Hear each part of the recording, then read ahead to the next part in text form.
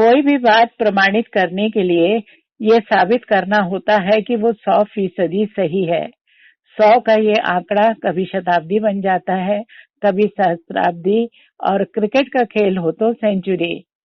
सभ्यता, इतिहास, साहित्य, कला, संस्कृति, सबकी कहानी सैकड़े से जुड़ी है।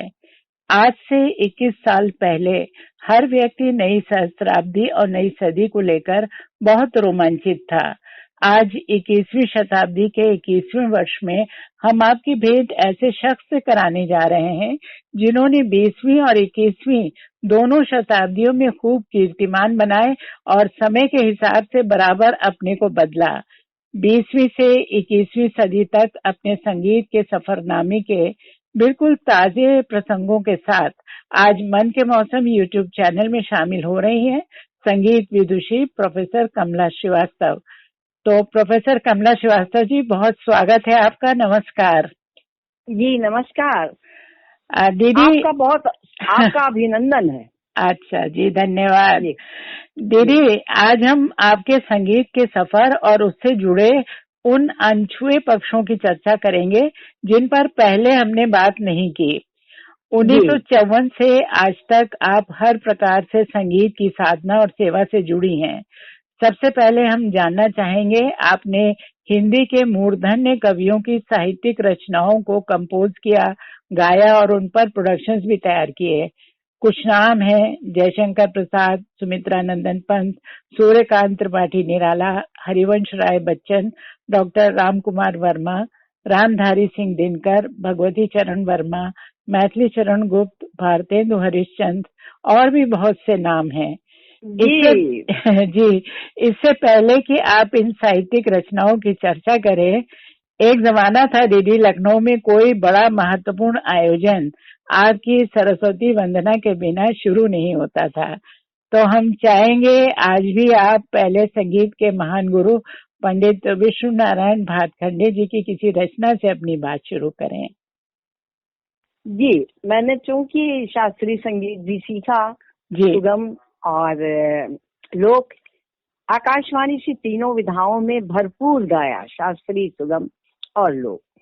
तो मैं शास्त्रीय संगीत की रचना सबसे पहले इसलिए सुनाना चाहती हूँ कि मैं सबसे पहले श्री गणेश को याद करती हूँ, सरस्वती के चरणों में सर झुकाती हूँ।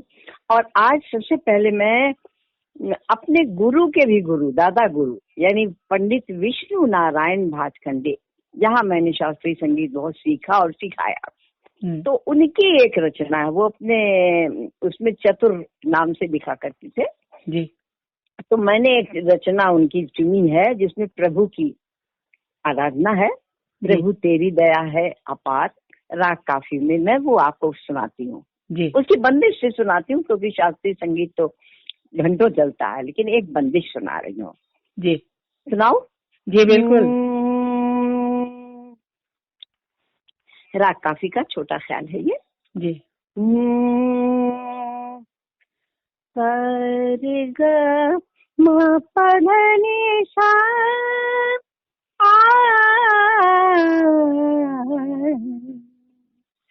प्रभु तेरी दया है अपार अपार, प्रभु तेरी दया है अपार, तू अगम गोचर अविकल, चर चर सकल हो तू वधार, पतितन को उद्धार, प्रभु तेरी दया है अपार अपार। दीन अनाथ पतित दुर्बल, महापुराधी शरणागत हूँ, चतुर तिहार मोहे पार उतार, प्रभु तेरी दया है अपार। सदा रे रे गा मा मा पा पा धा नि नि सा रे रे रे रे नि रा मा धा रे सा, तेरी दया है, तेरी दया है, तेरी दया है अपार। वाह दीदी वाह, ये छोटी सी बंदिश। बिल्कुल बिल्कुल, समा बांध दिया आपने बिल्कुल। और अब हम अपने विषय पर आते हैं। आप सबसे पहले किस कवि को लेना चाहेंगे जो साहित्यिक रचनाओं की बात हुई? जी, मैं जयशंकर प्रसाद जी से शुरू करती हूँ। उनको मैंने देखा तो नहीं है, बहुत से कवियों को तो देखा, लेकिन उनको देखा नहीं। लेकिन 1952 में मैं इलाहाबाद में थी, मैं पढ़ती थी वहाँ इलाहाबाद यूनिवर्सिटी में। तो वहाँ पे जयशंकर प्रसाद जी की कामायनी का एक बार प्रदर्शन हुआ था जी। तो उसकी अब सारी बात रखा कि मैंने उसके कुछ अंश आपको सुनाती जो मैंने गाए थे। जी जी। जैसे उन्हीं से शुरू करती हूँ, शुरुआत से जी। हिमगिर के उत्तुंग शिखर पर बैठ शिला की शीतल छाया, एक पथिक भीगे नैनों से देख रहा था प्रलय प्रवाह। अब देखिए श्रद्धा का है, थोड़ा सा बताऊं जी। हरि बता दो मुझे दया पर, कहाँ प्रवासी है मेरा, कहाँ प्रवासी है मेरा। और देखिए कोमल किस लड़के अंचल नन्ही कली का जो खिलती सी। तो कमानी के कुछ अंश थे और मैंने उनकी बहुत कविताएं गाई हैं जी जी। वे इतनी ज्यादा, उनकी जितनी मशहूर कविताएं सब मैंने गाई हैं। लेकिन मैं उनके बारे में, जयशंकर जी के बारे में एक खास बात आपको बताना चाहती हूँ। संगीत से संबंधित है। उनको संगीत का ज्ञान था जी। उनका एक गाना था, बीती विभावरी जागरी तू अब तक सोई है आली, आंखों में लिए बिहागरी। तो राग बिहाग हमारा रात के अंतिम प्रहर में गाया जाता है जी। तो उन्होंने इतना राग बिहाग की बात कही कि अरे तू अभी तक सोई है, और राग बिहाग जो रात के अंतिम प्रहर में गाया जाता है वो तेरे आंखों में भरा हुआ है। और दूसरी एक और सुना दो, एक उनकी भैरवी की बात है। उन्होंने कहा, अब इसको मैं गा के सुनाती हूँ। आँखों से अलख जगाने को यह आज भैरवी आई है, उषा सी आँखों में कितनी मादकता भरी ललाई है, ये आज भैरवी आई है। तो देखिए सुबह का राग है जी। और सुबह की बात उन्होंने की, उषा सी आंखों में मादकता भरी गई आंखों से, मतलब कि उनको संगीत का पूरा ज्ञान था। भैरवी की कितनी अच्छी बात जी। तो ये जयशंकर प्रसाद जी की तो मैंने बहुत कविताएं गई जी। उसके बाद मैं सुमित्रा नंदन पंत की सुनो जी। बिल्कुल। सुमित्रा नंदन पंत जी का एक संस्करण है। उनका संस्करण ये है कि वो बड़े कोमल से थे, और रेडियो में, मैं इलाहाबाद रेडियो में तब गाती थी और कई बार गाती थी, तो वो आते भी थे, इलाहाबाद रेडियो आते भी थे। लेकिन मैं जो आपको संस्मरण सुना रही हूँ वो हमारे एक पड़ोसी की हमारी मित्र थी, उनके पिताजी यूनिवर्सिटी में प्रोफेसर थे, डॉक्टर आर.एन. कौल। तो उनके घर वो आए थे, सुमित्रा नंदन पंत की, सन 1952 की बात है। तो मैं अपने ही घर में थी, तो वो हमारी सहेली आई, कहनी आइए सुमित्रा नंदन पंत जी, आप उनकी कविताएं गाती है। हमारे पापा ने कहा कि कमला को बुलाओ, एक कविता उनको सुनाए। हमने कहा ठीक है, और भागते चले जी, चले गए। देखिए संस्मरण है। तो उन्होंने कहा कमला तुम वो पंत जी की कविता, हम बैठ गए और वही लॉन में बैठे थे, वहीं सब बैठ गए, ऐसे घास पे हम बैठ गए, वो कुर्सी में बैठे थे। पहले वो कपड़े की कुर्सियां होती थी, उसी पे वो बैठे थे आराम से। तो जो मैंने गाया 2 लाइन सुना देती हूँ। छोड़ द्रुमों की मृदु छाया, तो प्रकृति से ये माया, बात तेरे बाल जाल में कैसे उलझा दूं, लोचन अभी से इस जग को, पूरी कविता मैंने सुनाई। जी, उसके बाद बहुत सुंदर कंपोजिशन। हाँ, तो उसके बाद उन्होंने मेरे सर पे हाथ रखा। नीलम जी, अभी मैंने उनका गुलगुला हाथ की वो मुझे अभी तक याद है। और कहा तुमने बहुत अच्छा कमला मेरा गीत गाया, खूब तारीफ भी की। जी। तो सुमित्रा कुमारी, सुमित्रा नंदन पंत के बाद मैं सूर्यकांत त्रिपाठी निराला जी को लूं। जी। तो सूर्यकांत त्रिपाठी जी की, निराला जी की बसंत के दिन वो पैदा हुए थे, लेकिन उनके जो सबसे मशहूर रचना है वरदे वीणा वादिनी वर्ते, इसको तो आपने वर्षों खूब गाया है। जी, आपने ठीक कहा। मैं सोच रही थी आपको मालूम होगा कि कोई ऐसा फंक्शन कोई नहीं था जिसमें कमला श्रीवास्तव न बुलाई जाती हो कि भाई वीणा वाणी वंदना कर रहे हैं। यहाँ पे लोग कहते हैं, मैं लोगों को वो मिलता, मैं बदनाम हो गई थी। उन्होंने कहा ये बदनामी मुझे मतलब कबूल है। हाँ, कि जब देखो तब मैं हर जगह, और मैं वाणी वंदना की। हमने कहा अरे हमसे तो वाणी वंदना कोई चौराहे पे कहते हैं महंगा देंगे, वाणी वंदना तो सब मेरे दिल में बसी हुई है। तो ये मैं वंदना बहुत गाती थी। तो ये वंदना गा के, क्योंकि उनका बसंत के दिन जन्म हुआ था, एक लाइन बसंत की सुना दूंगी, फिर आगे चलूंगी। बिल्कुल। तो वंदना सबको मालूम है। मैंने, और ये बता दूं, हिंदी संस्थान के वो 14 सितंबर को करीब 20 वर्षों तक, हो सकता है इससे ज्यादा, मैंने बराबर हम ही ने गाई। जी, वो जब उनका तो कमला श्रीवास्तव आएंगी, वंदना हमें। आपका विशेष कॉपीराइट हम अकेले नहीं गाते थे, हम आपके ग्रुप में आपकी शिष्याएं और आपके शिष्य भी होते थे। हाँ बिल्कुल, उनको ले जाके बहुत अच्छी करवाते थे। तो ये धुन थी।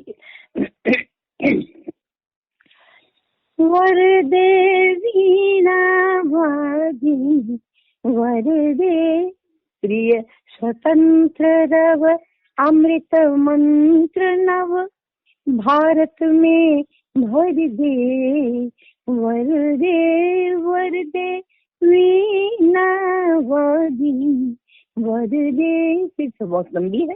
जी। और चूंकि वो बसंत के दिन पैदा हुए थे, बसंत के दिन, तो उनकी कविता भी है। तो उसको मैंने बसंत बहार राग में ही कंपोज किया और गाया, बहुत जगह गवाया, बच्चों को सिखाया। जी।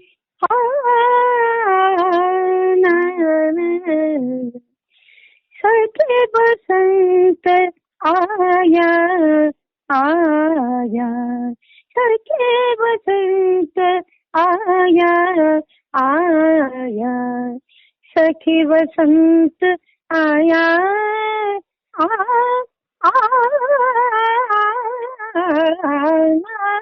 बहुत गाया और बहुत ही मशहूर कविता है उनकी। हाँ, और बहुत इसमें कार्यक्रम बने हैं, लेकिन बहुत सुंदर गाया आपने अभी। और बसंत में इनकी सखी बसंत आया, ये तो हर बसंत में कोई ना कोई गाता ही मैं देखती हूँ, बड़े बड़े लोग गाते हैं। हाँ, जैसे आप जयशंकर प्रसाद जी के लिए कह रही थी कि रागों पे आधारित उनकी रचनाएं थी, वही स्थिति निराला जी की भी थी, क्योंकि बहुत बैठे हुए थे संगीत में वो। तो इनकी रचनाएं गाते हुए बहुत सुविधा भी होती थी और बहुत खुलती थी रचना, संगीत में बड़ा सपोर्ट रहता था। बहुत अच्छा इनका जो कविताएं लिखी हैं, संगीत के विशेषज्ञ थे वो। क्या बात, वो निराला, बिल्कुल निराले थे। और दीदी फिर बच्चन जी के साथ भी तो आपके बड़े संस्मरण जी। हाँ, हरिवंश राय बच्चन जी को तो अब मैंने सूर्यकांत त्रिपाठी निराला जी को बहुत दूर से देखा, मैंने उनसे नहीं हुई, सुमित्रानंद पास हो गई। हरिवंश राय बच्चन जी से तो मेरी बातचीत भी हुई, और मैं उनके सामने इलाहाबाद यूनिवर्सिटी में जब मैं बीए में पढ़ती थी तो वहाँ इंग्लिश के वो प्रवक्ता थे, इंग्लिश लेक्चर देते थे वो। बताइए, हिंदी के महान कवि, और वहाँ इलाहाबाद यूनिवर्सिटी में सभी को मालूम है। तो उनकी जो एक कविता थी, मैंने उनको गाते हुए सुना, पहले जैसे वो गाते थे वो मैं सुना रही हूँ। इसीलिए खड़ा रहा कि तुम मुझे पुकार लो, जमीन है न बोलती न आसमान बोलता, इसलिए खड़ा रहा कि तुम मुझे पुकार लो, पुकार कर दुलार लो, दुलार कर सुधार लो। ये समझिए वो गा रहे हैं, उनकी धुन है। वो खड़े होकर ऐसे इसी धुन में करीब करीब गाते थे। और फिर मैंने इसको भी सिखाया, तो मैंने लोगों को दूसरी तरह से ये सिखाया, तो इसीलिए खड़ा रहा कि तुम मुझे पुकार लो। वो मैंने तो धुन बना के बहुतों को सिखाया, लेकिन उनकी जो उनके सामने जो मैंने कविता सुनाई थी, बैठे थे सब लोग मस्ती में, वो मैं एक लाइन सुना देती हूँ। छू गया है कौन मन के तार, वीणा बोलती है, छू गया है कौन मौन सम के पार से, यह कौन तेरे पास आया, मौत में सोए हुए संसार को किसने जगाया, कर रहा है कौन अब भिन्न सार वीणा। बहुत सुंदर, बहुत बढ़िया। तो ये मैंने धुन बहुत अच्छी, कविता वो सामने बैठे थे और वहीं से हाथ हिला के यूं करके, ये जैसे कहते हैं ना, यूं कहते थे, तो वहीं से हाँ बोले। अब इतनी दूर बैठे थे वो तमाम प्रोफेसर, तो मैं कहाँ बीए में पढ़ने वाली छोटी सी छात्रा। तो ये मैंने उनको सुनाया। फिर डॉक्टर राम कुमार वर्मा की बात करो। ये भी आपके इलाहाबाद विश्वविद्यालय के ही हिंदी विभाग में थे। जी, तो डॉक्टर राम कुमार वर्मा जी लखनऊ भी कई बार आए और उनके सामने में मैंने गाया है जी। तो उनकी एक कविता जो मैंने गाई, आज मेरी गति तुम्हारी आरती बन जाए, वो एक लाइन सुना देती हूँ और फिर उनका संस्मरण भी सुना देती हूँ। उन्होंने भी मुझको सामने से कहा, कमला तुमने मेरी इस कविता की धुन कहा उन्होंने, धुन यानी उनको पता था कि धुन बहुत अच्छी बनाई है, वही वाली सुना देती। गाई तो उनकी बहुत। जी। आज मेरी गति तुम्हारी आरती बन जाए, तुम्हारी आरती बन जाए, आरती घूमे किसका जाए, रंजित क्षितिज घेरा। इसी तरह चल के, अब तो बहुत लंबी लंबी कहानी है, तो मुझे बहुत बोलना है। तो इस तरह से फिर इसके लिए उन्होंने कहा था, मैंने अपनी किताब में भी उनके लिए लिखा है, गीत वाटिका में संस्मरण जो लिखे हैं, उसमें जवाहरलाल जी से लेके सबके संस्मरण मैंने गीत वाटिका में लिखे। इनका भी लिखा था ये कि कमला तुमने मेरी इस गीत की धुन बहुत अच्छी बनाई है। जी। अच्छा, अब रामधारी सिंह दिनकर जी, बोलो उनके लिए। बिल्कुल बिल्कुल जी। अब उनकी भी एक बहुत जो संस्मरण जो आते जाते हैं वो बताती जाती। तो रामधारी सिंह जी दिनकर जी को तो मैंने देखा नहीं, लेकिन उर्वशी से उनके एक गीत है, उसकी एक बात है, वो मैं बताऊंगी। हम गीतों के प्रणय प्राण सघन, छूम छनन छन छूम छनन। अब इसकी देखिए मजेदार बात है, इसलिए बताती हूँ कि लोगों को पता तो चले क्या क्या होता है हमारे संगीत और संगीत की धुनों में। ये मैं इलाहाबाद के कंपोजर थे, वो बहुत बड़े, उनका नाम ठीक है। तो मैंने गाया जी। हम गीतों के प्राण सघन, छूम छनन नचन, छूम छनन नचन। तो उन्होंने कहा, भाई तुमने दिनकर जी ने जितने छनन लिखे उससे ज्यादा कर दी। तो हमने कहा हाँ, वो कैरवा ताल में तो ऐसे ही आ गया। तो कहने अच्छा, हमने कहा अच्छा देखिए, हम भी मतलब उस समय बीए में पढ़ते थे, बीए क्या एमए में पहुंच गए होंगे, उस समय की बात होगी। तो हमने कहा देखिए ऐसे हो सकता है क्या, हम गीतों के प्राण सघन, छूम छनन छन छूम छनन छूम छनन छन छूम छनन। वाह, ये तुमने कवि की सही उसको पकड़ लिया। मतलब उन्होंने जितना लिखा है उतना ही गाओ, तो वो उस ताल में नहीं आता, दूसरी ताल में आ गया। फिर उन्होंने, बहुत बड़े कंपोजर थे, उन्होंने उसको ठीक करा के फिर मैंने रिकॉर्ड किया। बात दूसरे दिन, उस दिन नहीं हो पाया क्योंकि वो छूम चक्कर नहीं, इतना तो उन्होंने लिखा नहीं है। तो इस तरह की बातें होती थी रामधारी सिंह दिनकर। क्या बात है, उर्वशी से थी ये जी। और जी। अच्छा, भगवती चरण वर्मा जी से भी जुड़ा हुआ प्रसंग है आपके पास? जी हाँ, भगवती चरण वर्मा जी से बहुत तो सुंदर गीत है उनके भी। उनके सुपुत्र जी हैं धीरेन्द्र वर्मा जी, तो उनसे भी मेरा बहुत अच्छे परिचय है। मैं उनके हर कार्यक्रम में यहाँ मैं जाती हूँ और उनके गीत गाती हूँ। कई बार गवर्नर हाउस में गाया, बहुत गाया।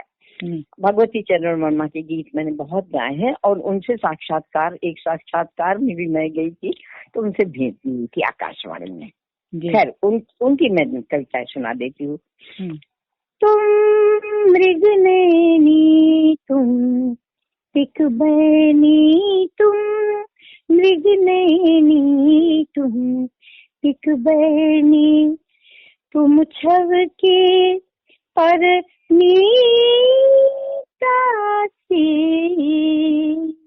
और इसके आगे खूब लंबी थी। फिर दूसरा एक उनकी और मैंने गाई थी।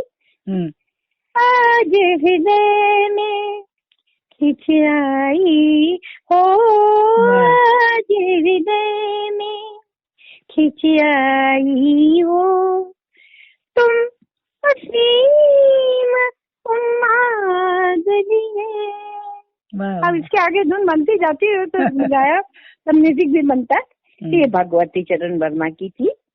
और उसमें एक गायक थे, एक कवि थे विमल राजस्थानी जी, नाम उनका कम लोग जानते हैं, लेकिन बहुत पुराने, अब नहीं है वो। तो उनका था, झूम रही है पलक हिंडोले ये तारों की रात रे, झूम रही है पलक हिंडोले ये तारों की रात रे, झिलमिल झिलमिल झिलमिल झिलमिल ये तारों की रात रे। सब लंबी लंबी करता है। ये मैंने सब रेडियो से गाई है जी। फिर देखिए, हाँ सब हो गए।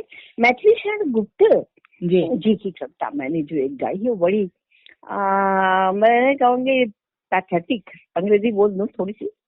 बिल्कुल तो नहीं है हिंदी की? नहीं। जैसे लोग कहते हैं कि our sweetest songs are those which tell us saddest thoughts. तो इसमें वो यशोधरा इतनी दुखी है कि सखी वे मुझसे कह के जाते तो क्या मैं उनको जाने ना देती। आप बहुत सुंदर गीत है, बहुत सुंदर गीत है। तो इसकी मैंने धुन जो बनाई थी लोगों को बहुत पसंद आई थी। ऐसे मैं एक ही लाइन सुनाऊंगी। सखी वे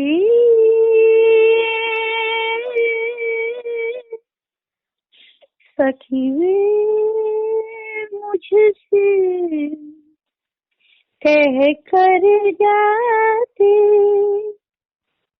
कहे तो क्या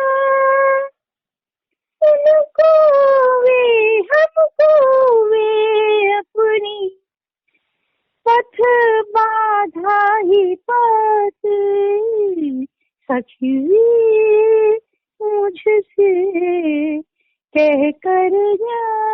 बड़ा दुखी होकर सखी से कहती है कि मैं कहकर जाती तो क्या मैं उन्हें रोक लेती, क्या करती। जैसे भी कितनी अच्छी मैथिली चरण गुप्त जी ने लिखी है, ये यशोधरा में है। भारती नरसिंह जी की बात करूं तो वो तो बहुत प्रारंभ के हैं, लेकिन उन्होंने बहुत चीजें लिखी हैं और लोक शैली में उनकी एक कविता मुझे याद है जो कि मैंने गाई है जी।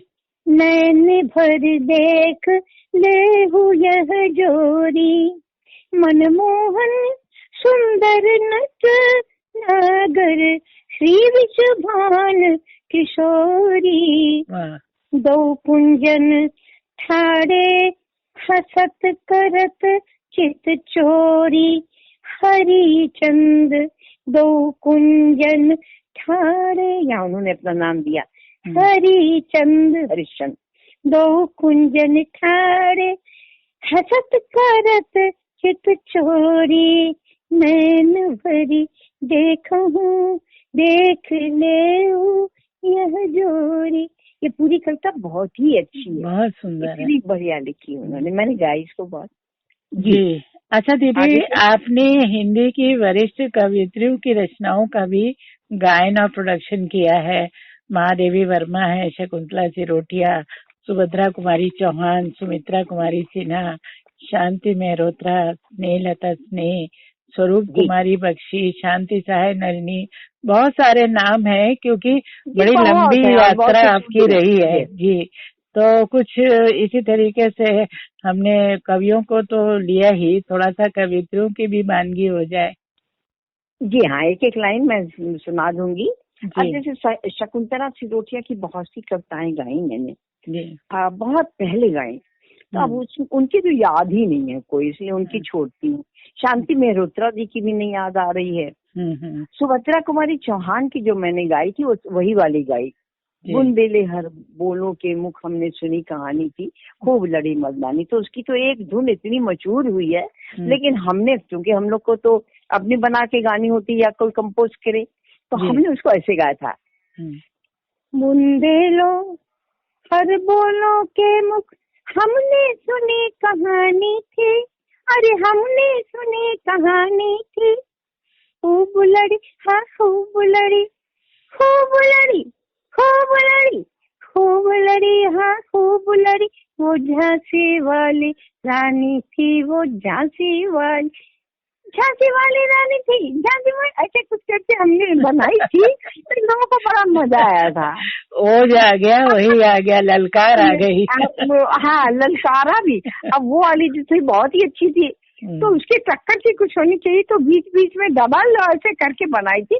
अब इंस्ट्रूमेंट नहीं है तो इसलिए बहुत ठीक मैं नहीं गा पा रही हूँ, लेकिन गाया था। नहीं समझा जा सकता। जी जी जी, महादेवी वर्मा, मैं उनका तो एक संस्मरण भी सुनाऊंगी आपको कि महादेवी वर्मा, तो मैं उनको मौसी कहती थी, उनके घर भी जाती थी, क्योंकि उनकी सगी भांजी कीर्ति अदावल, आपने नाम भी सुना होगा, बड़ी बाबूराम सक्सेना जी की लड़कियां, बाबूराम सक्सेना जी ने उसकी, तो नित्या अदावल मेरे साथ पढ़ती थी, तो उसी के साथ कभी मौसी के घर, तो वो मौसी कहती थी, हम भी मौसी कहते थे, लेकिन तो उनके घर मैंने बैठ के खाना भी खाया नीति के साथ। तो नीति से मैंने कहा कि नीति, आज हम तुम्हारी मौसी का एक गीत गाएंगे महादेवी वर्मा का, तो उनके साथ, वो तो उस समय वो तो ट्रांजिस्टर क्या, वो तो मर्फी रेडियो था, क्या यहाँ चाम लगा देंगे, तो उनको सुना देना। ये सन 52 की ही बात है, मैंने गाना शुरू किया। ये मैं संस्मरण सबको सुनाती हूँ, इससे मुझे बहुत प्रेरणा मिली है जी। सुना दूं ना? हाँ बिल्कुल बिल्कुल। हाँ, ये बहुत अच्छा प्रसंग है।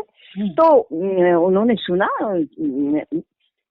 वो गाया मैंने जी। अली कहाँ संदेश भेजूं मैं, किसे संदेश भेजूं, किसे संदेश भेजूं, अली कहाँ, अली कहाँ। अच्छी है ना ये उनकी, बहुत सुंदर। हाँ, लेकिन आप ये समझिए कि इस तरह से मैंने नहीं गाया होगा। ये मैं पढ़ती थी, अल्हड़ लड़की थी, मैंने गाया होगा ऐसे शायद, अली कहाँ संदेश भेजूं मैं, किसे, ऐसे मैं बता रही हूँ। तो मौसी ने कहानी थी, तुम्हारी सहेली ने मेरी कविता का सत्यानाश कर दिया। और हमने कहा ऐसा था कि नहीं, और क्या, और तुम यार उसको समझ के गाओ, उसने भाव नहीं दिया, तुमने सारी बात तो भाव की माहिर है। फिर मैंने दूसरी बात कही, तब उन्होंने, हमने सही सीखी और अपने गुरुजी से भी कही जो सिखाते, हमने कहा इसको तो मैंने उसको मांझा, तो उनसे कहा आप सुनाओ, फिर सुना मेरा करना, कहने हाँ कुछ बात बनी है।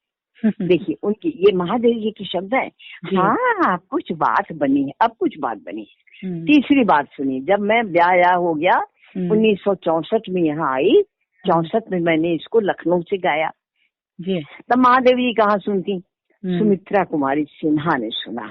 अच्छा। उसको मैंने बहुत भाव से गाया और कविता तो अच्छी थी। कहने कमला सुमित्रा कुमारी सिन्हा मुझे बहुत कहती थी। उस समय उनका फोन आया, फोन लग गए थे 64 में, तो वैसे फोन थे बड़े बड़े वैसे वाले फोन की घंटी बजी तो सुमित्रा कुमारी कहती, कमला तुमने आज महादेवी वर्मा का जो रेडियो पे गीत गाया है, अली कहाँ संदेश भेजू, मैं उसको सुनकर रो पड़ी।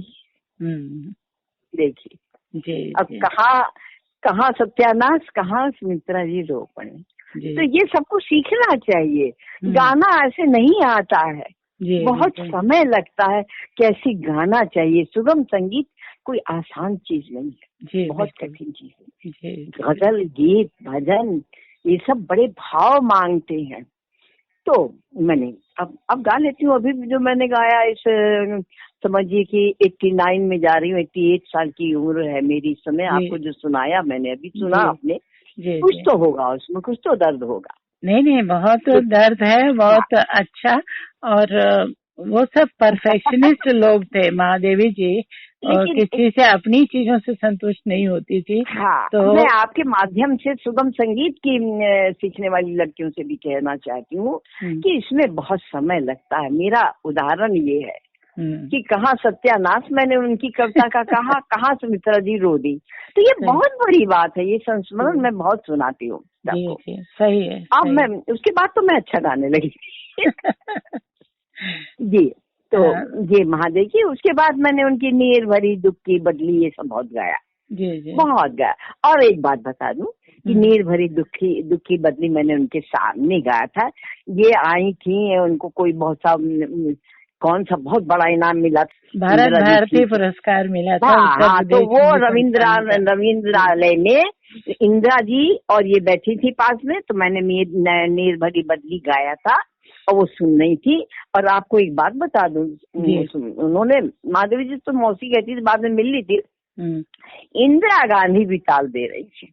मैंने देखा वो बराबर मेरे साथ ताल दे रही थी। मुझे बड़ा अच्छा लगा कि इंदिरा गांधी महादेवी जी बैठी थी। मैंने गाया था रविंद्रालय में, मैं नीर भरी दुख की बदली। चलिए, महादेवी जी की संस्मरण अच्छे, आपको मजा आ रहा है? बिल्कुल बिल्कुल। अब आप किसी और का जिक्र करना चाहें? हाँ जी, सुमित्रा कुमारी सिन्हा का बहुत प्यार करती थी मुझे। तो उनके एक गीत है, मैं सुना दे रही हूँ। उनके बहुत से गाए उनके और वो तो बतासा बुआ थी, उनके साथ भी काम किया मैंने। भरे भादों के दिन आए, सघन काजल के पर्वत पर, चंचल कुंतल ठहराए भरे भादों के दिन आए। अब देखिए, इस समय वो जो धुन मैंने गाई थी पूरी तरह से नहीं बनती, लेकिन कुछ कुछ आ जाती है।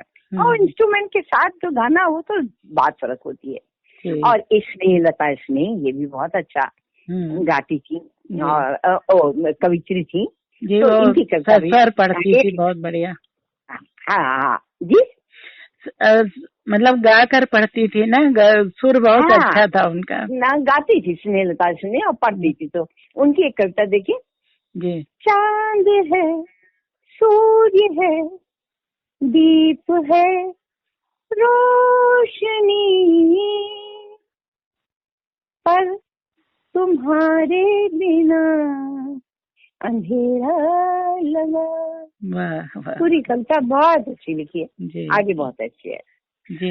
अब देखिए, मैं आजकल जो कि आप 2 शताब्दी ले रही हैं, 20वीं और 21वीं, तो 20वीं 21वीं में जैसे स्वरूप कुमारी बख्शी हैं, शांति साहे नलनी है, ये दोनों में रही हैं।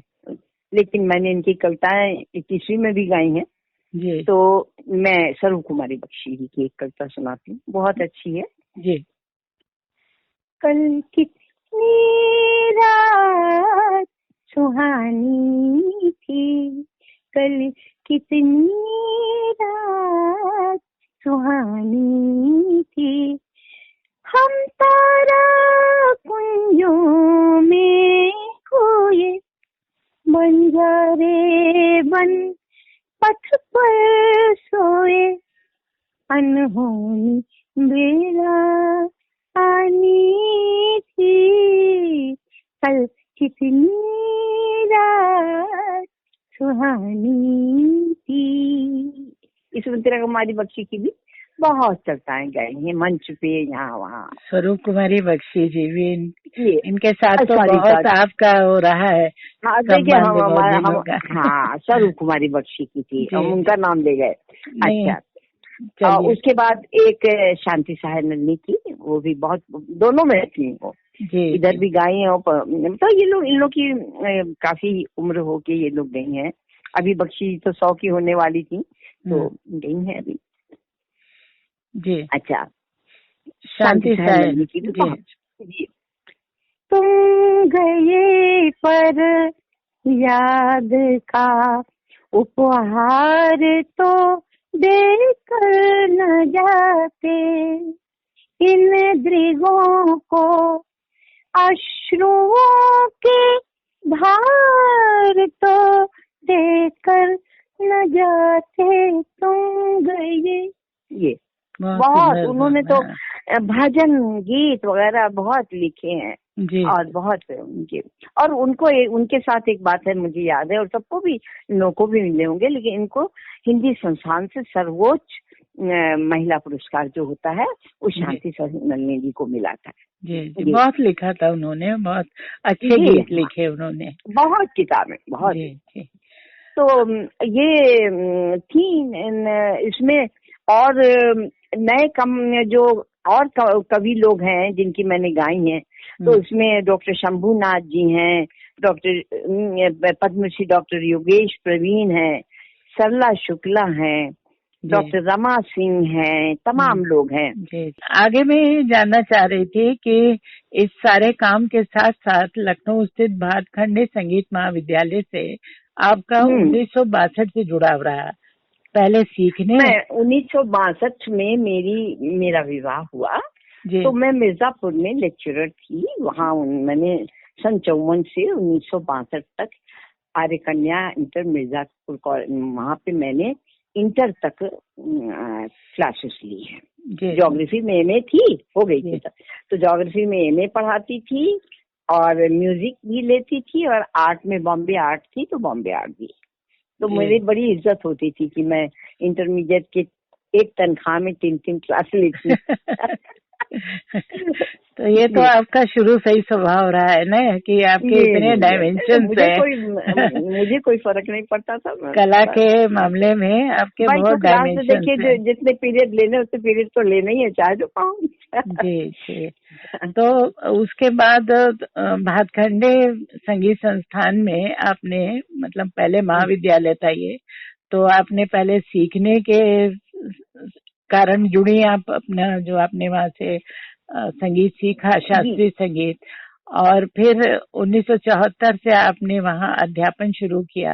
तो अपनी रचनात्मक शैली से आपने शास्त्रीय संगीत के जटिल स्वरूप को जिस तरह से आसान और व्यवहारिक बनाया, उसकी एक झलक हम चाहते हैं कि जो स्टूडेंट्स आपके आज तक आपको याद करते हैं, जिस समय खुद प्रतिष्ठित गायक है, तो कुछ चलिए फिर इस झरोखे को भी खोलते हैं। मैं बता रही हूँ आपको जी, ये मैंने सीखा किससे, ये मैंने अपने गुरुओं doctor Padma Bhushan doctor SN. रातंजनकर जी, और जिनसे मैंने थ्योरी, मैं वहाँ पर संगीत शास्त्र एवं व्यवहार के म्यूजिकोलॉजी कम प्रैक्टिकल पब्लिक सर्विस कमीशन से चुन के आई थी मैं शिक्षक जब हुई, तो इन गुरुओं से मैंने सीखा। आपने नाटू साहब, प्रोफेसर जी गोविंद नारायण नाटू, वो उनसे मैंने निपुण सीखा, और बहुत वहाँ के बहुत टीचरों से सीखा मैंने। दाऊ जी गोस्वामी से मैंने वायलिन सीखा, और फिर श्री लेले जी वायलिन भी सीखा 3rd ईयर तक। श्री लेले साहब, हरिशंकर मिश्रा, इनों से भी मैंने विशारद के बाद विशारद सीखा। तो इस तरह से मैंने वहाँ बहुत सीखा भी। सन 62 से लेके सन 74 तक मैंने 72 में मैंने निपुण किया है, और निपुण में मुझे इतना टाइम लग गया कि मेरा बीच में शिशु हो गया, तो लोग तो 3 साल में कर लेते हैं, मैंने 6 साल में किया। एक दूसरी, तो मैंने सीखा, दूसरी कृति को भी तैयार करना था ना। जी, तो सीखा तो मैंने, भाई इतने अच्छे अच्छे गुरु, तो उन्हीं से सीख के जो बात आप पूछ रही हूँ, बता रही हूँ कि वो मैंने उनसे, नाटू साहब से सीखा। उसके बाद जब मैं टीचर हुई तो मेरा सिखाने का ढंग भी उन्हीं के, और मैंने अपनी क्लास को बड़े ही पूरे, कुछ मेरा स्वभाव भी ऐसा कि जो भी मैं कार्य करती हूँ तो उसमें एकदम दिमाग लगा के पूरा, तो मैं शिक्षा लेने में की डूब जाते हैं। तो मैं बहुत अपने नाटू साहब की बहुत ऋणी हूँ कि उन्होंने मुझे इतना अच्छा सिखाना सिखाया कि मैं उनसे अच्छा शिक्षक मैंने कम देखा। वैसे तो बहुत सभी शिक्षक अच्छे होते हैं। डॉक्टर जग्गर जी 12.5 स्वर एक सर में लगा जाते थे, हम लोग तो सुनते ही रह जाते थे। लेकिन इन लोगों से मुझे प्रशंसा भी मिली। डॉक्टर राजन जग्गर जी ने मेरा एक बार गाना गाया, सुना तो क्या, जब मैंने आकार से गाया तो कहना, हाँ ये ऐसे कमला जैसे गा रहे, ऐसे आकार लगाओ। बहुत से लोग आकार अच्छा नहीं लगाते, एकार हो जाता है। तो रतन जग्गर जी का ख्याल था, उनका सिखाने का आकार होना चाहिए, नहीं होना चाहिए। तभी तो शास्त्रीय संगीत की तो इतनी बातें हैं कि अगर कहने बैठ जाए तो सारा आपका वो मजेदार बातें होती है, तमाम संस्मरण भी होते हैं। हाँ, लेकिन लोगों को इन चीजों की जानकारी नहीं है ना, कि कितनी मेहनत से और कितनी लगन से ये चीजें हासिल की जाती हैं। हाँ जी, ये बात तो आप सही कह रही हैं।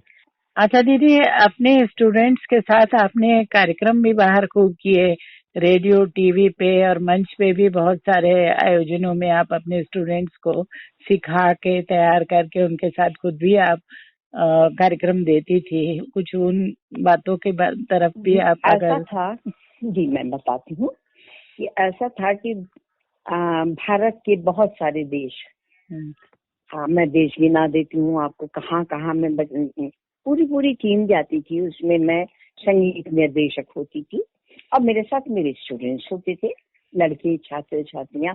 कई पूरा दल जो होता था तो 20, 25, 35 इतने लोगों का हो जाता था।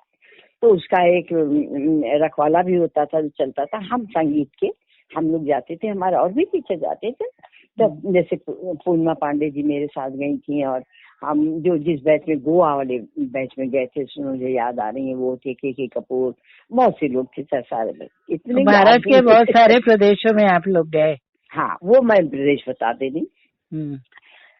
राजस्थान, उसमें वहाँ के सब, जोधपुर, जयपुर, उदयपुर, बीकानेर, ये सब जगहों पर मैंने संगीत करवाया, संगीत निर्देशन वो करवाया। गुजरात में अहमदाबाद में गई, और बॉम्बे, फिर गोवा, मद्रास, फिर इधर आसाम में इम्तिहान लेने भी जाती थी, और इसमें भी कार्यक्रम भी बहुत हुए।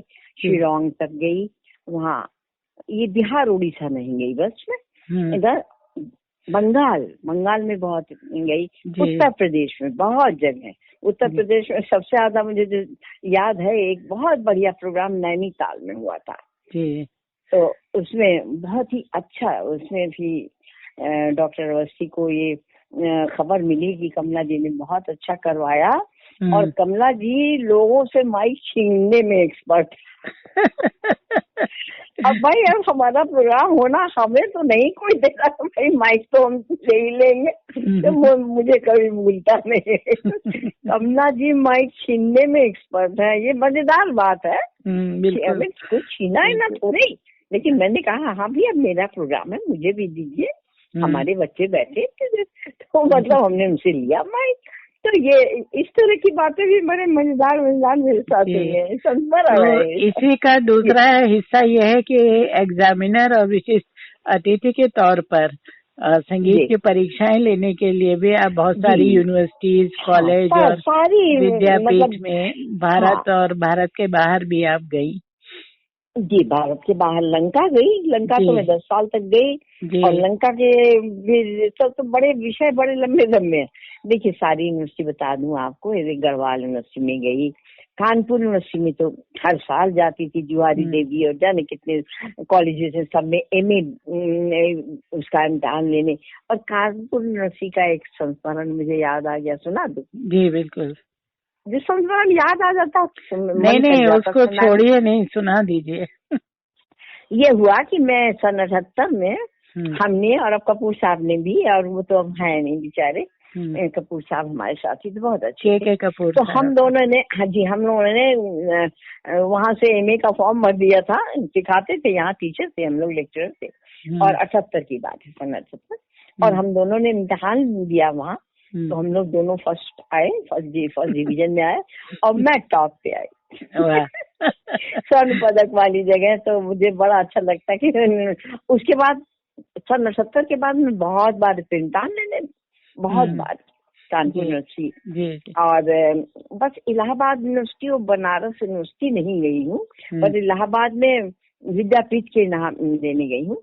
और ये आपकी बुंदेलखंड यूनिवर्सिटी में झांसी गई हूँ, रुहेलखंड यूनिवर्सिटी में बरेली, मुरादाबाद, बहुत जगह ये सब सारी। गुवाहाटी शिलांग में भी आप गए? हाँ, गुवाहाटी शिलांग ये सब बहुत सारे। इतना इम्तिहान लिया है, इतना इम्तिहान लिया है। हाँ, नहीं उसके साथ में ये भी था ना कि एग्जामिनर के अलावा कि आप लखनऊ भातखंडे में क्या क्या हो रहा है, एक संगीत का एक्सचेंज भी होता था कि आप यहाँ जो काम कर रही हैं वहाँ, और वहाँ जो काम चल रहा है वो आप यहाँ बताएं, कि बच्चों को बताएं कि दूसरी यूनिवर्सिटीज में, कॉलेजेस में क्या चल रहा है। तो इससे बड़ा अनुभव मिलता है। जी जी, बहुत। मेरा अनुभव यही सब तो है। मैं अब आपको यहाँ पे एक बात और बता दूं कि मैं स्पोर्ट्स में भी थी। मैं बचपन में ओलंपिक में वॉलीबॉल की विजेता हूँ, बैडमिंटन की चैंपियन हूँ, और स्पोर्ट्स में हाई। अभी तो आप अपना मौका नहीं छोड़ती हैं। हाँ, तो इसलिए मैं बता रही हूँ, इसके कारण मुझे स्पोर्ट्स में भी लड़कियों को ले जाना पड़ता था। तो मैं बनारस में हो रहा है, तो मैं, मेरे साथ एक और वो हम दो को मिलता था। तो आपको बताओ, उस समय कोई बहुत मजेदार बात है ये कि बनारस में जा रहे थे, ओलंपिक्स थे, तो रिक्शों पे जा रहे हैं, अब लड़कियों को कैसे सेव करें। तो जेवलिन हम लोग ले गए थे, तो एक पीछे वाली लड़की के पास जेवलिन और एक आगे वाली, 6 रिक्शे थे, और उसमें एक पे हम बैठे और लड़कियां ही थी। उस समय ये सब बहुत पहले की बातें हैं, ये सन 54, 55, 56 के, 1954 पर। तो इस तरह सेफ्टी से ले गए। हमने कहा दोनों जो जैवलिन है इसके बीच में और कोई रिक्शा नहीं आना चाहिए, ये बराबर चलेंगे साथ में। और मैं बराबर देखती रहती। बड़ा ये सब बहुत, नैनीताल गई और बम्बई गई, इनकी टीम लेकर मैं बहुत जाती थी। संगीत तो था ही मेरे साथ में, लेकिन हमारे साथ स्पोर्ट्स भी जुड़ा था। जी जी जी। अच्छा दीदी, अभी आपने जिक्र किया कि आप 10 वर्ष लगातार एग्जामिनर के तौर पर श्रीलंका गई। वहाँ के अनुभव काफी रोचक हैं आपके, और जिस तरह का संगीत वहाँ सिखाया जा रहा था, और जैसा आपने वहाँ बहुत तरह का मतलब सुधार कार्यक्रम भी चलाया, शुद्ध किया उसको, तो आपकी प्रतिभा को लोगों ने काफी सराहा। जी, असल में बहुत वहाँ के लोग भी मुझे बड़े अच्छे लगे, बिल्कुल ऐसे ही जैसे अपने यहाँ है वैसे ही। तो वहाँ का कारण ये था कि हमारे लंका में, यहाँ लखनऊ का जो संगीत है, हिंदुस्तानी संगीत, कर्नाटक नहीं, वो वहाँ बहुत ज्यादा सिखाया जाता है। आज भी है वहाँ। हर साल हमारे भातखंडे कॉलेज से 2-2, 4-4 टीचर्स जाते। मैं इम्तिहान लेने के लिए हम लोग जाते, निपुण तक के वहाँ पे इम्तिहान हो गए थे। तो वहाँ से भी लोग आते थे। हमारे लंका की लड़कियां यहाँ भातखंडे हॉस्टल में यहाँ काफी स्टूडेंट्स पढ़ने आते थे। हाँ, पढ़ने। तो मैं आपको एक संस्मरण सुना देती हूँ। बहुत मतलब ये बताऊंगी कि बहुत अच्छा मेरा वहाँ जाने का वो रहा। एक तो सोनामी का संस्मरण आपको सुनाऊंगी कि जिस समय सोनामी लहर आई थी तो तहस नहस हो गया था। जी, 26 दिसंबर 2004 को आई थी सुनामी। अच्छा, तो मैं वहीं थी। मैं बस गनीमत ये थी कि मैं कोलंबो की तरफ नहीं थी, मैं अंदरूनी, मेरे साथ गुरु प्रसाद श्रीवास्तव हैं, उनकी भी कन्या गई थी, वो कथक लेने गई थी, मैं दोनों थी। तो यहाँ लोगों में खलबली पड़ गई कि वहां से लगा कि सब बह गए, तमाम चीज बहुत। अभी एक आध सीन बता देते आपको। तो वो सोनामी स्वरूप कुमारी बख्शी ने उसके ऊपर मेरे ऊपर पूरा एक लेख लिख दिया कि मैंने किस तरह से सोनामी झेला। मतलब मुझे तो नहीं झेलना पड़ा, देखा। तो सोनामी लहर का जो था उसका ये आपको किस्सा बताती हूँ कि एक आध सीन मैंने देखा। जब उधर से लड़की एक इम्तिहान देने आई तो उसका लोगों ने बताया कि इसका सारा सेंटर कोने था, बह गया, सारे इंस्ट्रूमेंट, तानपुरा, तबला, ये सब पूरा, किताबें सब, पूरा सेंटर भी बह गया। और इसके माता पिता जिस घर में थे वो भी चला गया और वो नहीं है, डेथ हो गई है। ये सब। और वो इम्तिहान देने आई थी। मुझे इतना अभी तक याद है कि मैंने उसका इम्तिहान लिया तो मेरे आंख में आंसू आ गए। तो मैंने कहा गाओ बेटा। तो उसने गाया तो क्या चॉइस होता है, बहुत अच्छा गाया। फिर मुझसे एक क्वेश्चन करके बस, और कुछ नहीं पूछा। उसको मैंने बहुत हिम्मत है उसकी कि इतनी त्रासदी के बाद भी वो अपना इम्तिहान देने आई। माँ बाप को खोकर वो आई। तो एक तो ये सीन था। और जो रोचक सीन वो तो अच्छा हाँ, और एक जगह से मैं निकली तो 7 वो जो होते हैं उनको क्या कहते हैं जिसमें लाश रखी जाती है, ताबूत 6-7 ताबूत एक साथ बिछे हुए। मैं उधर से आई, हम तो हमारे साथ और थी वहाँ की लंका की। तो देखा तो कहने नहीं दीदी आप इधर से आ जाइए। हमने कहा नहीं, बहुत भयानक था वो सब कुछ, बहुत ही दुखद था। महाप्रलय ही तो इसलिए उसको कहा गया। महाप्रलय थी। अब जो लोग, अब उसका हम क्या बताएं, सब सारी दुनिया जानती है। लेकिन उसका ये संस्मरण मुझे, मतलब एक लड़का भी था, उससे भी मैंने पूछा था एक लड़के क्या हुआ, तो आप कहने हमारा सामान तो सब बह गया, हम लोग वहाँ, हम लोग अपने मामा को जाने क्या कहता है।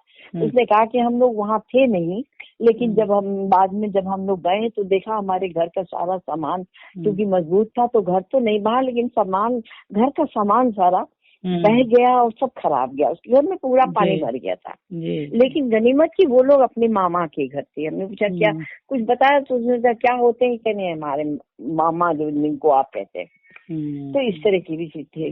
और अच्छा, मतलब मजेदार, हाँ, रोचक प्रसंग जो थे श्रीलंका में, रोचक प्रसंग 2-3 ये थे कि जैसे कि बंदिशें जो हैं हमारे भातखंडे की। अब एक बताएं आपको, अब 1-2 बता देते, बहुत सारी हैं इसी तरह से।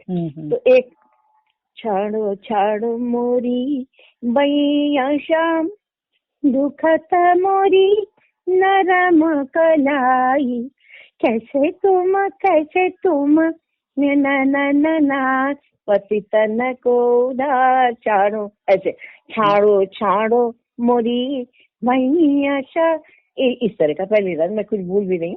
तो छाड़ो की बात। तो उसने गाना शुरू किया।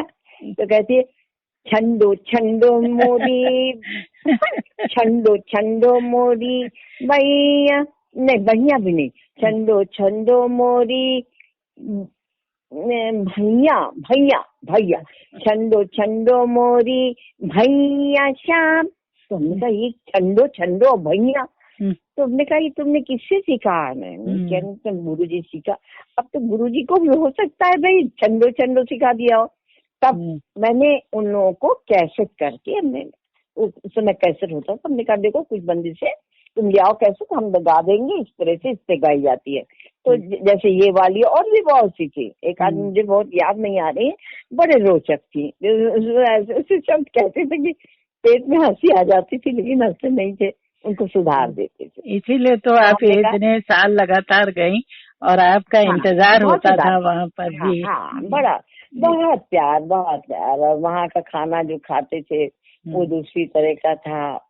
एक बार तो हमारे साथ हमारी बात करने के जो प्रिंसिपल थे सुरेंद्र शंकर अवस्थी, उनकी पत्नी भी गई थी। तो हम लोग यहाँ से आटा लेके गए थे, वहाँ रोटी नहीं बनती थी। तो आटा जो बेलन था नहीं, कैसे बेले हम लोग को बनाने का, हम लोग रोटी बना लेंगे, तो वहाँ रोटी नहीं मिलती थी। तो रोटी बेले कैसे, तो एक बोतल से बेले। मजेदार किस्से। खैर ये सब बातें तो इनको सुनाने में कोई हर्जा तो नहीं है आपके? नहीं, कोई हर्जा नहीं है। आप बहुत समय के ऐसे हिस्से में ले चल रही हैं सबको। क्या याद आ हुआ जाती है, बहुत सी बातें होती है तो याद आ जाती है, तो अच्छा लगता है। अच्छा दीदी, अब चलते हैं संस्कृत साहित्य की तरफ। आपने संस्कृत की लोकप्रिय रचनाओं की काफी प्रस्तुतियां दी। बहुत पसंद है आपको संस्कृत गीतों का गायन, और बहुत काम किया है आपने, और इसके लिए दिल्ली में आपको सम्मानित भी, राष्ट्रीय पुरस्कार भी मिला है आपको। राष्ट्रीय पुरस्कार दिल्ली में मुझे मिला है। तो संस्कृत साहित्य को लेकर जो आपने जो काम किया है, कुछ उसकी झलक बताइए। जी मैं बता रही हूँ। मैं ऐसा है कि आकाशवाणी से बहुत पहले संस्कृत के गीत भी बहुत सारे होते थे, तो मैंने ढेरों संस्कृत के गीत भी गाए हैं। सुगम संगीत के माध्यम से मैंने तमाम लोगों की रचनाएं, पुरानी और ये जैसे, और पुरानी रचनाओं में एक दो रचनाएं जैसे नागेंद्र हारा ना, ये भूल गई मैं।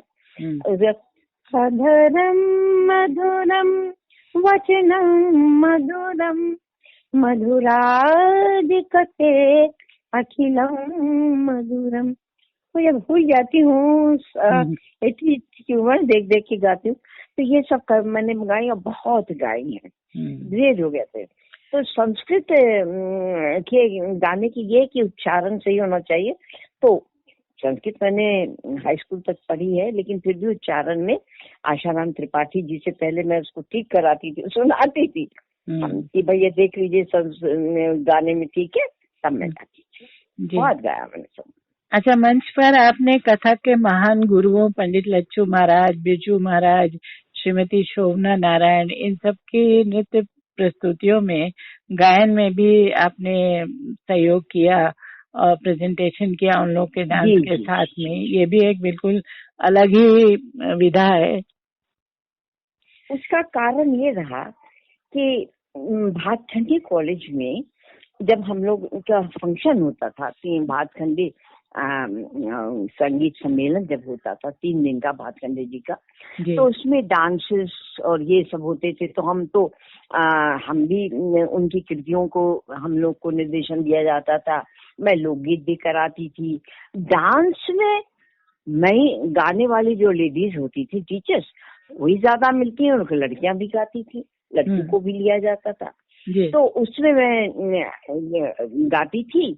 तो इस तरह से डांस के मुझे बहुत सारे संस्मरण याद है। एक सबसे बढ़िया संस्मरण तो ये है कि लच्छू महाराज जी ने एक बार, पहले वहाँ होता था लखनऊ महोत्सव, तो लखनऊ महोत्सव में एक ड्रामा था बुद्ध का।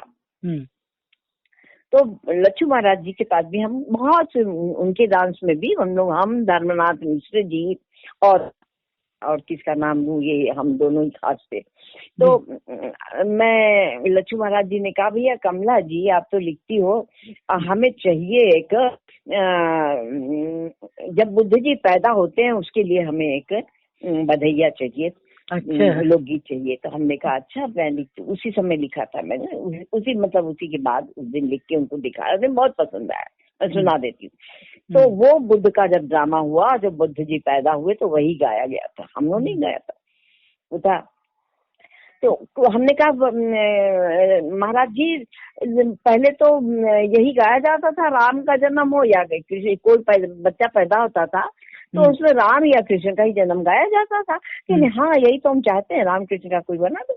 तो हमने कहा अच्छा बना देते, तो हमने बना के दिया। बधैया बाज रही द्वार, होरिल नंद लाला भये, बधैया हाँ हाँ बधैया, ये हो बधैया बाज रही द्वार, होरिल नंद लाला भये। तो ये पूरा गीत बहुत बढ़िया, पूरा 8-10 लाइनें थी उसमें, सब कि गगन में बिजली है और आरती उतार रही है, सब चीजें जो भगवान कृष्ण की दी थी और ये सब। तो उनको बहुत पसंद आया, तो वो गाया गया था। तो मुझे बहुत सौभाग्य मिला, इतने बड़े महान लच्छू महाराज जी और मेरा एक गीत गाया गया, और हमने गाया, हमने धन्यवाद जी ने गाया। अच्छा, उसके बाद फिर बिरजू महाराज महान सम्राट है नृत्य के, एशियाड था जब 80s में, तो उसमें उनको डांस कराना था 300 लड़के लड़कियों को जो भी हो, तो उसको उनको एक गीत चाहिए था। तो हमसे कहा कि धन्ना जी से आप हम ही मिलते थे, मैंने कहा भाई आप लोग रिकॉर्ड कर दीजिए। तो हमारी एक रचना उन्होंने दी थी, वो था होरी को रंग हुरदंग मचोरे भैया, फागुन फुहार आज होरी है, तक तक तक तक मारे पिचकारी, नाचत गावत दही दही तारी, मलत गुलाल मुख होरी की होरी पर जोरी है अरे होरी। तो बहुत बढ़िया था। तो एक स्टैंजा ये, और उन्होंने और भी चीजें ली थी, इसको भी लिया और उसके साथ वो जो तमाम बिंदा दीन जी की थी वो भी, मतलब कई मिला के तो हमको, और यहाँ से रिकॉर्ड करके हरबंस जायसवाल की स्टूडियो से रिकॉर्ड हमने, धन्ना जी ने, एक लड़की और थी, मैं नाम भूल गई उसका, तो ये ले गए, बिरजू महाराज ले गए थे, और उसके ऊपर बहुत सुंदर बड़ी तारीफ हुई, हम लोग की भी हुई, गाने वालों की भी हुई, और नृत्यकार बिरजू महाराज का क्या कहना है, अभी भी जहाँ खड़े हो जाए। बिल्कुल बिल्कुल, बहुत इनोवेटिव काम करते हैं। हाँ, वो जो शोभना जी शोभना नारायण ने, उन्होंने, हमने वो आई थी भातखंडे कॉलेज में, तो वो भी सुनने वाला है, आपको प्रसंग अच्छा लगेगा। तो वो राय उमानाथ बली में सेमिनार चल रहा था, तो हम लोग भी थे, हम लोग जाते थे जो सेमिनार, डॉक्टर पूर्वदीश भी आए थे, तब भी एक बार हुआ सब, तो हम लोग सब इनवाइटेड होते जाते थे। तो हम तो टीचर्स थे तो आगे बैठते थे, तो मैंने ऐसे पूछ दिया उनसे कि भाई क्या आपके कथक में ये ठुमरी होती है, दादरा होती है, और दादराई की तरह तो हमारे यहाँ भी लोकगीतों में भी होती है, दादराई की तरह से तो होती है लोकगीत, तो क्या लोकगीत में कथक नहीं हो सकता? तो झट बोली वो, कितनी प्यारी है, क्यों नहीं हो सकता? तो कहा कि मैं गाऊं तो आप उस पे करेंगी? अरे घर से आवाज आई, अरे कमला जी गाएंगी तो कैसे नहीं करेंगी? तो हमने कहा अच्छा ठीक है, देखिए एक्सपेरिमेंट। तो मैंने गाया, जो गाया वो सुना देती हूँ थोड़ा सा। तो बहुत उन्होंने पसंद किया उसको। अब देखिए, अपने ढंग से कथक एक बड़ी ऊंची चीज है, तो उसमें यह नहीं है कि लोकगीत में आप कथक को क्यों नहीं कर सकते हैं, आप उसमें कथक करिए। तो ये गाना था, हमारी रचना थी, तो उनको बड़ी अच्छी लगी, वो कई बार और भी कई जगह करा चुकी। कई कंगनवा जनना भूले जान, आई है पिया मोरे घिरी आई कान, जी लाल लाल माथे पे चमकई हो बिजुरी टिकुरी, अंगुरी मादम पे नगीन यार मुदेरी, सोलहो सिंगार मोरे झूम उठे प्राण, सोलहो सिंगार मोरे झूम उठे प्राण, आई है पिया मोरे घिरी आई कान। ओहो आई। तो इसके ऊपर उन्होंने इतना कथक का डांस किया, अच्छा किया, उन्होंने भाव दिखाए और उसमें कथक के टुकड़े भी लगाए, मजेदार। तो लोग इतना तालियां पड़ी, चीजें बहुत दिन हो गए, सब लोग नई चीजें चाहते हैं ना, नई चीजें चाहते हैं। नहीं तो लोकगीत, अब लोकगीत में अब ये कि अब कोई आल्हा गाएगा तो उसके ऊपर भी लोग तो आल्हा वाले गाते ही नाचते रहते हैं।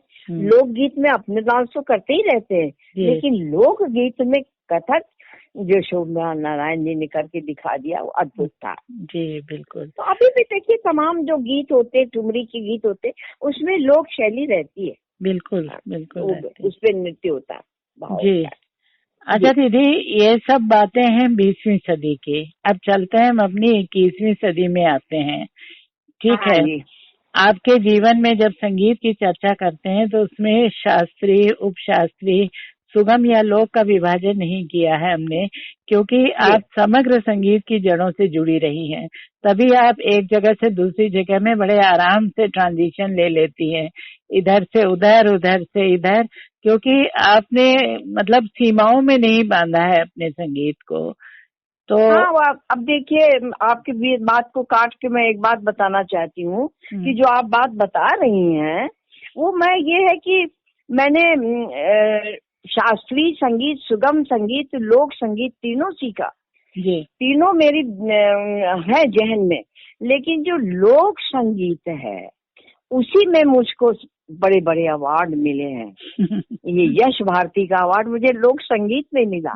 तो मैंने जिंदगी भर शास्त्रीय सीखा, शास्त्रीय सिखाया, लेकिन साथ में चूंकि मेरी अम्मा अवधी बोलती थी, मुझे विरासत में अवधी मिली है, इसलिए मैं अवधी में भी माहिर हूँ। जी। तो ये कहना चाह रही थी मैं कि इस 21वीं सदी की हम चर्चा करते हैं, जिसके लिए 20वीं सदी में लोग जाने क्या क्या सपने देखते थे। ऐसा लगता था सबको जैसे रातों रात सब कुछ बदल जाएगा। तो एक बात खास जरूर थी कि नई सदी के साथ नई सहस्त्राब्दी का भी आगमन हो रहा था। इस पूरे दौर में टेक्नोलॉजी का बहुत विकास हुआ। धीरे धीरे स्टेज प्रोग्राम की जगह ऑनलाइन प्रोडक्शन, प्रेजेंटेशन होने लगे और इस नए दौर में आपने बहुत काम किया। वर्कशॉप, ऑनलाइन प्रेजेंटेशंस, व्याख्यान, इंटरव्यू, पहले देश के फिर विदेश के भी लोग इसमें जुड़े। तो एक तरफ ये पूरा काम आप निःशुल्क कर रही हैं, दूसरी तरफ बहुत नए नए संदर्भों में आपने काम किया है। और सबसे बड़ी बात कि इस कोरोना काल में भी पूरे समय आप सक्रिय हैं। तो कैसे कर लेती हैं आप इतना सब कुछ और इतनी सहजता से? उसका कारण ये है कि मेरे अंदर उत्साह बहुत है जी। मुझे उम्र का तो तकाजा है मेरे ऊपर, थक जाती हूँ बड़ी जल्दी। आज भी वैसे मैं आपसे जो बात कर रही हूँ तो आपको बताऊं कि अगर मैं किसी वैसी चेयर पे बैठ के करती तो मैं शायद ना कर पाती। मैं बिल्कुल आराम कुर्सी पर बैठ के आपसे बात कर पा रही हूँ, तभी बात कर पा रही हूँ, वरना बहुत देर तक मैं बैठ नहीं पाती। और मैं जहाँ जाती हूँ वहाँ पहले कह देती हूँ, भैया हमारे लिए कोई अच्छी कुर्सी रखना, नहीं तो हम नहीं बैठ पाएंगे। ये सब है मेरे साथ, थक जाती हूँ। लेकिन इतना उत्साह मेरे अंदर भरा है कि कोई चीज आती है हम मना नहीं करते, थक जाते। एक बार तो वर्कशॉप करते करते मुझे गश आ गया, वो सब उसमें आ गया। ऐसा भी होता है, लेकिन फिर भी मैं करती हूँ। अभी मैं जून में भी एक वर्कशॉप करने वाली हूँ। इसके पहले मैंने वर्कशॉप अभी की थी, उसमें मैंने लोकगीत सिखाए थे और समझिए इंडिया और बाहर से भी 105 विद्यार्थी जुड़े थे उसमें। तो इस तरह से मैं, और उसके पहले मैंने वर्कशॉप, जब ये सुनामी कोरोना नहीं था, ये बराबर की ही चीज है, सुनामी के बराबर की ही है, बराबर ही है। उससे उससे आगे निकल रही है वो। हाँ, उससे आगे निकल गई जी। तो इस कोरोना काल में से पहले आपने बहुत वर्कशॉप किए थे। वर्कशॉप तो मैंने ही शुरू किया यहाँ वर्कशॉप लेना, अवधि की वर्कशॉप लेना, तो शुरुआत मैंने ही की। तो इसमें दीदी क्या क्या आप सिखाती है वर्कशॉप में? ये वर्कशॉप में जैसे लोकगीत अगर सिखाना हुआ तो उसमें अवधि पे मुझे माहिर है। हालांकि मैंने गीत वाटिका में मैं भोजपुरी भी गाती हूँ और ब्रज के भी गा लेती हूँ, ये सब गाना चाहिए, लेकिन मेरा कमांड अवधि पर है। तो अवधि भोजपुरी खड़ी बोली में भी कविताएं लिखती हूँ मैं। कविताएं, अब देखिए मैं जब एक बात आपको बताऊं, कविताएं मैं बैठे बैठे खड़े खड़े लिख देती थी, तो अब किसी का कंपेयर में बहुत करती थी। तो बागेश्वरी दे जी हैं या वो गिरजा देवी और भीमसेन जोशी आए थे, उनके ऊपर एक कविता बनाई थी, बड़े खुश हुए थे। जब मैं कंपेयर करती हूँ तो पहले बोलती हूँ उन लोगों के लिए, इन लोग के लिए कविता बना देती हूँ। जैसे कि मान लीजिए एक तो याद आ रही है, गिरजा देवी का गायन कितना अद्भुत, गिरजा देवी का गायन कितना अद्भुत, और जाने क्या था, भूल गई। उजियाला बाद में आता है, तो उसके नीचे मैंने लोड़ा था कि टप्पा, ठुमरी, ख्याल, दादरा, इन सबका फैला उजियाला। हाँ, तो याद आ गया। गिरजा देवी का गायन कितना अद्भुत और निराला, टप्पा, ठुमरी, ख्याल, गायन आदि का फैला उजियाला। उसके बाद और लंबी सी कविता है। तो ऐसे मैं बना बना के पहले उनके लिए जब बोलती थी तो उन लोग को बड़ा अच्छा लगता था। मैं कविता लिखती ही हूँ, लिख लेती हूँ। जी। तो दीदी ये सफर तो आपका जारी है, और हाँ। ये जितनी मतलब लंबी आपकी पूरी संगीत की यात्रा है, उसको देखते हुए कोई भी सुनते हुए भी चकित हो रहे होंगे लोग कि कहाँ से हम शुरू हुए थे साहित्यिक रचनाओं से और कहाँ पहुंचे हम इस 21वीं सदी में। तो बहुत धन्यवाद है आपको प्रोफेसर कमला श्रीवास्तव। हाँ, मैं खत्म करने से पहले एक बात आपसे कह दूं। जी, आप खत्म कर रही है ना, धन्यवाद दे रही है। हाँ, नहीं, आप जो बोलना चाहें बोले। जी, एक ही मिनट, मैं धन्यवाद आपको दे रही हूँ। मैं आपको धन्यवाद दे रही हूँ जो आपने मुझसे तब पूछा। और मैं ये कहना चाह रही थी कि लोकगीत में मुझे बहुत प्यार है। तो अगर अभी मैं देखे रहूंगी, अभी तो 90 में जा रही हूँ, लेकिन अभी है तो मैं आपसे ये अर्ज करूंगी कि मैं ये चाहती हूँ, मैं लोकगीत के विषय में भी, लोकगीत के कवियों के बारे में भी जिनसे मैंने लिया है लोकगीत का एक आप इंटरव्यू साक्षात्कार ठीक है, अगला ताकि मैं उनको सुना। हाँ हाँ, अगला एपिसोड हम उसी पर करेंगे। हाँ। और हम लोग ने शतक से बात शुरू की थी ना, तो अब आप उसी शतक की तरफ आगे बढ़ रही है ना, तो योजनाएं तो बहुत है, काम बहुत है करने का। तो ये सारे जितने भी आगे के और हमारे हर्डल्स हैं उनको दूर करना है, और जो चुनौतियां हैं उनको पार करना है। और जिस साहस, जिजीविषा और लगन से आप संगीत के लिए लगातार सन्नद्ध है, ईश्वर से प्रार्थना है कि आपकी ये ऊर्जा दिनों दिन ऐसे ही रोशनी बिखेरती रहे। और आज मन के मौसम में आप शामिल हुई, इतना समय दिया और इतने मन से आपने इतनी चीजें सुनाई, इसके लिए बहुत धन्यवाद, बहुत आभार। आपको भी बहुत बहुत धन्यवाद, और आपसे बहुत प्रेरणा मिलती है और उत्साही हो जाती हूँ। धन्यवाद। नमस्कार। नमस्कार।